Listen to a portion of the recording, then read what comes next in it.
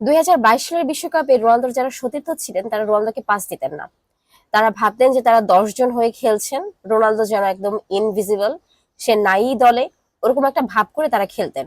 এবং দলের মধ্যে বেশ খানিকটা অন্তর্কন্দলও ছিল। কিন্তু আপনারা এটা নিয়ে তর্ক করতে পারেন, অনেক কিছু বলতে পারেন, কিন্তু যারা 2022 সালের বিশ্বকাপটা দেখেছেন তারা এগুলো খুব ভালোভাবেই জানেন।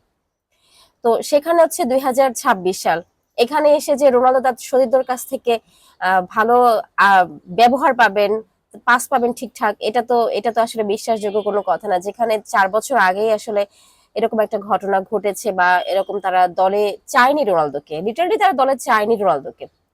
এখন সেটা দর্শকদের চাপে হোক, প্রত্যাশার চাপে হোক, বা তার হচ্ছে টিকে থাকার লড়াই হোক, যা কিছু তিনি দলে টিকে আছেন এবং খেলছেন, বিশ্বকাপ খেলছেন, এবং এটাই মোস্ট প্রবাবলি তার লাস্ট বিশ্বকাপ। তো র্যাঙ্কিং নিয়ে আপনারা সবসময় কথা বলেন, র্যাঙ্কিং এর 46তম দেশ ডিআর কঙ্গো। সেই ম্যাচে হচ্ছে রোনালদোর পারফরমেন্স যথেষ্ট খারাপ ছিল। সেটা যদি যারা খেলা নাও দেখেন, তারা যদি দেখেন পরিসংখ্যানের অবস্থা, সেখানেও তারা দেখতে পাবেন যে তার খেলার ধরনটা কিরকম ছিল এবং তিনি কি পারফরমেন্স করেছেন। তো সামনে তো আরো আসলে কঠিন লড়াই, এবং সেই লড়াইয়ে আসলে রোনালদো তার সতীর্থদের কাছ থেকে কি ধরনের ব্যবহার পাবে সেটা কিন্তু সহজে অনুমান করা যায়।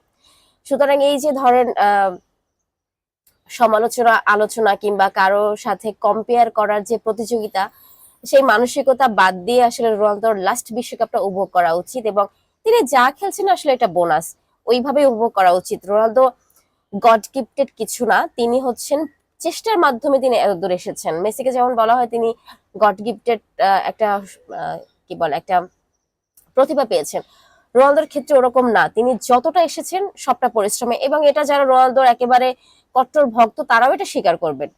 তো সেখানে পরিশ্রম যখন কম হবে, বা সতীর্থদের কাছ থেকে এরকম ব্যবহার, উল্টো ব্যবহার পাবে, তখন অবশ্যই এটাকে আসলে এক্সিকিউট করার মতো কোনো সুযোগ থাকবে না। সুতরাং যেটা পাচ্ছেন বোনাস হিসেবে দেখেন, এরকম বিশ্বকাপ জিততেই হবে এই প্রত্যাশার চাপ অন্তত রোনালদোকে দেওয়ার মতো কিছু নাই।